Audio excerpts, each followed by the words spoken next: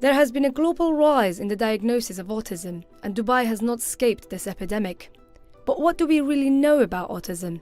Autism is a range of difficulty, and so we have children who perhaps can't communicate verbally at all, and we have other youngsters who have very good vocabulary, so they know the names of every star in the galaxy, but they can't use that as functional language to communicate at an emotional level. So when we talk about communication deficits, typically a child with autism does not really want to interact with another person. They're quite happy being by themselves, and they are often described as being in a world of their own. So they will ask questions and answer questions, but they won't have a discussion about perhaps what you did today, or you will say, oh, something's really upsetting me. They wouldn't say, what is that? There's a whole spectrum of behaviors that comes under this particular disorder, and that's why it's referred to as a spectrum. It's a very difficult time for parents when they realize that their child has special needs. I still remember that day. It was in India. We took Calvin for the speech and hearing problem because we felt he has some problem with the hearing. So we took him to the doctor. Then the ENT said there is nothing wrong with the ear, he's perfectly all right. But he said go and see a special educator. So when we went there, they did the test, what is possible, what has to be done. So after the test, they called me inside and said, this is your son's case.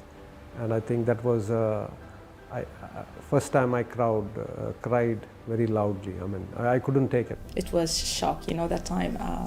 He just told me he has autism directly, directly. It's autism. And, however, I was in the medical field, but I didn't know what's exactly autism. It was just like a word in a book I read long time ago, and I didn't realize what is autism. I took the word and I went home and surfed the internet, and it was a very bad day.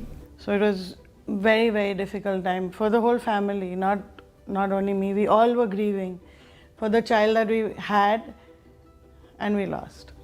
But imagine how much more difficult their life becomes when society's reaction to them and their loved ones is unwelcoming and unpleasant. It used to hurt much before when my son was small, because when we are very good friends, college friends, especially neighbors in the building, we'll find children playing and my son wants to go out and play with them. Immediately they'll call the children back. Or my son just makes some noise, they will make him stop playing other than them. Especially my daughter had a lot of problem because she lost friends because those parents will not allow their children to play with my daughter. When we ask them why, because your son has a problem.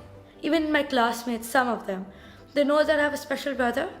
They just kind of stay away from me. It's like as if, I'm also kind of different. It's really sad because till now, people are dealing with those kids as if they are naughty kids. Well, Ahmed is not naughty. He is special. Ahmed is doing these things out of, he's not controlling these things. There are two people that really are so scared for my brother. I don't know really why. So and they're a bit mean to him. So I'm like, ignore, I'm not gonna be their friends, and yeah. There is still a lot of taboo with people with special needs. There's not enough awareness. Children just come and they stare at her like she's in the zoo or something. People with autism, especially those on the high end of the spectrum, are able to learn skills that can be applied in the workforce, and they're hoping to find their place in society. According to 2014 CDC statistics, 1 in 68 children are diagnosed with autism each year. With that number expected to rise, the message is clear. We must take steps to ensure the future for these children is secure in our world.